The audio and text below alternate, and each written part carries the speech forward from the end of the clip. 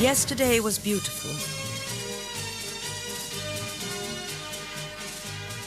He bent down and rubbed his ankle where it had been sprained with the walking so that he couldn't see the ankle bone.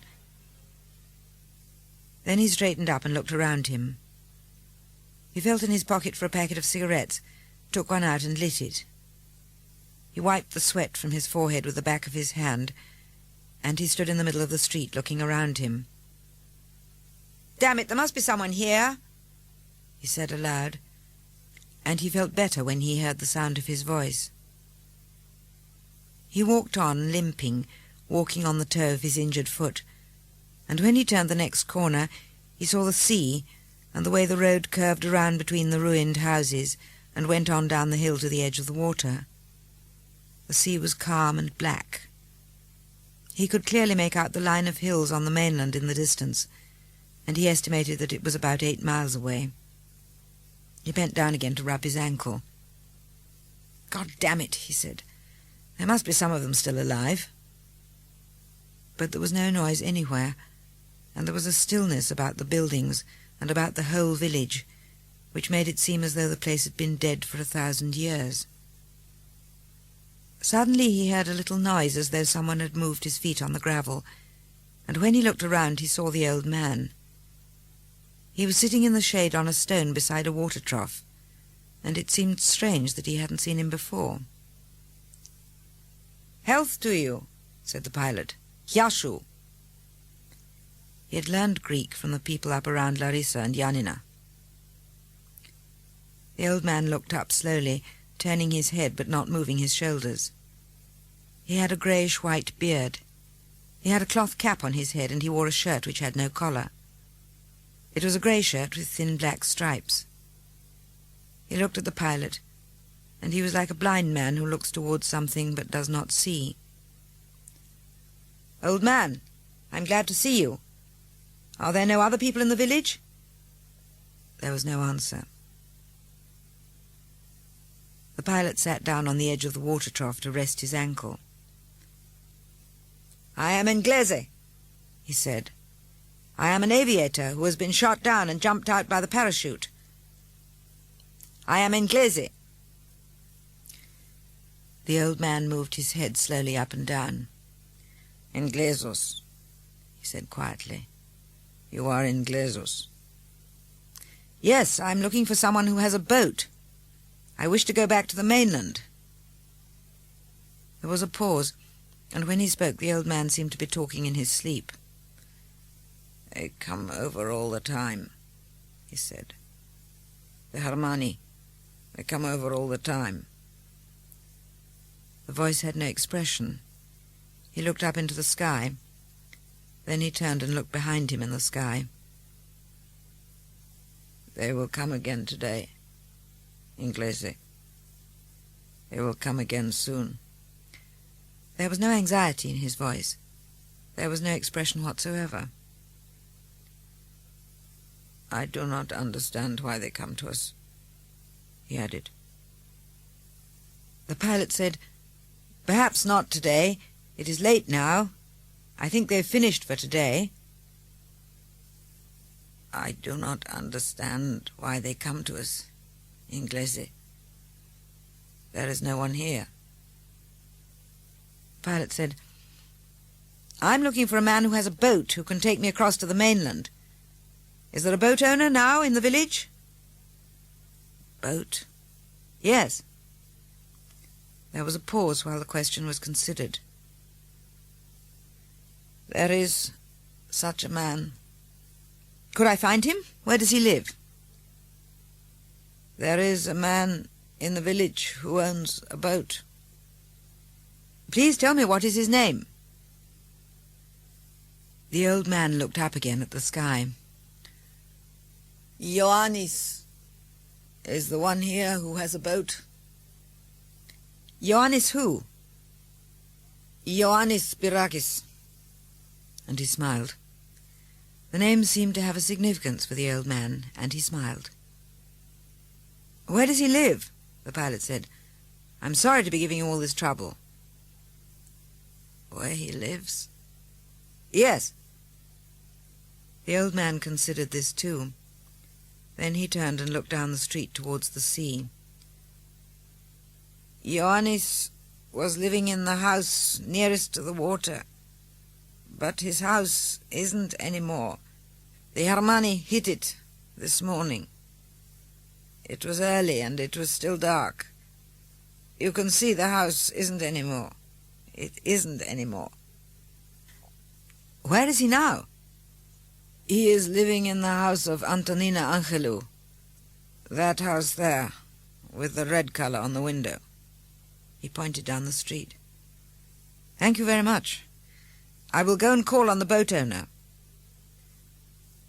Ever since he was a boy, the old man went on, Ioannis has had a boat. His boat is white with a blue line around the top. He smiled again. But at the moment I do not think he will be in the house. His wife will be there. Anna will be there, with Antonina Angelou.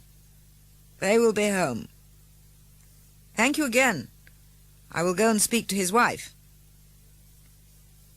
The pilot got up and started to go down the street, but almost at once the man called after him. Inglese! The pilot turned. When you speak to the wife of Ioannis, when you speak to Anna, you should remember something. He paused, searching for words. His voice wasn't expressionless any longer, and he was looking at the pilot. Her daughter was in the house when the Hermani came. It is just something that you should remember. The pilot stood on the road waiting. Maria. Her name was Maria.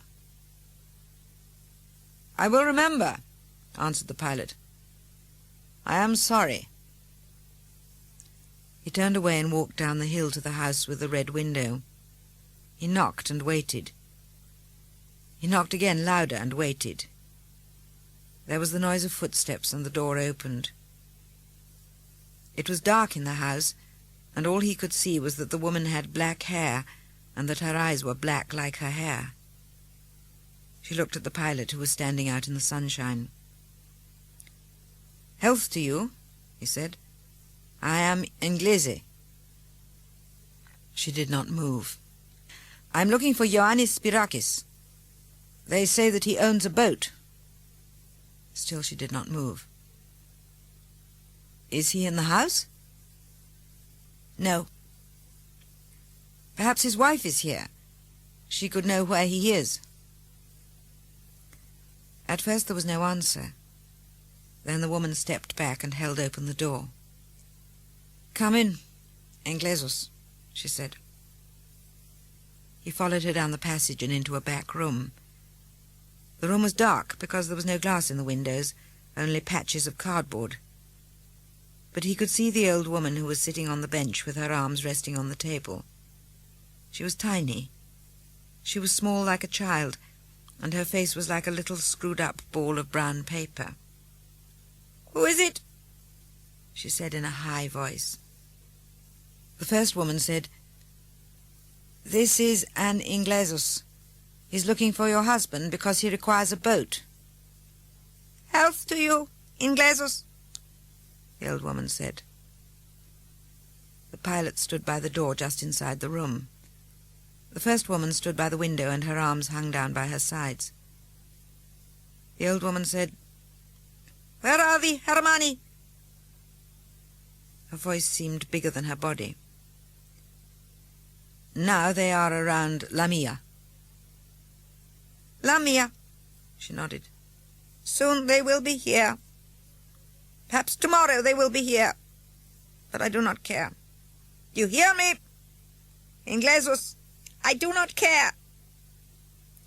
She was leaning forward a little in her chair, and the pitch of her voice was becoming higher. When they come, it will be nothing new. They have already been here. Every day they have been here. Every day they come over, and they bomb, bomb, bomb, and you shut your eyes and you open them again, and you get up and you go outside, and the houses are just dust. And the people... Her voice rose and fell. She paused, breathing quickly, then she spoke more quietly. How many have you killed, Inglesus? The pilot put out a hand and leaned against the door to rest his ankle. I have killed some, he said quietly. How many? As many as I could, old woman. We cannot count the number of men. Kill them all, she said softly. Go and kill every man and every woman and every baby. Do you hear me, Inglesus? You must kill them all. The little brown ball of paper became smaller and more screwed up. First one I see, I shall kill. She paused. And then Inglesus. And then later, his family will hear that he is dead. The pilot did not say anything. She looked up at him, and her voice was different. What is it that you want, Inglesus? He said, About the Hermione, I'm sorry, but there is not much we can do. No, she answered. There is nothing. And you? I am looking for Ioannis. I wish to use his boat. Ioannis, she said quietly. He is not here. He is out. Suddenly she pushed back the bench, got to her feet, and went out of the room. Come, she said. He followed her down the passage towards the front door. She looked even smaller when she was standing than when she was sitting down, and she walked quickly down the passage towards the door and opened it. She stepped out into the sunshine, and for the first time he saw how very old she was. She had no lips. Her mouth was just wrinkled skin like the rest of her face, and she screwed up her eyes at the sun and looked up the road. There he is, she said. That's him. She pointed at the old man who was sitting beside the drinking trough. The pilot looked at the man. Then he turned to speak to the old woman, but she had disappeared into the house.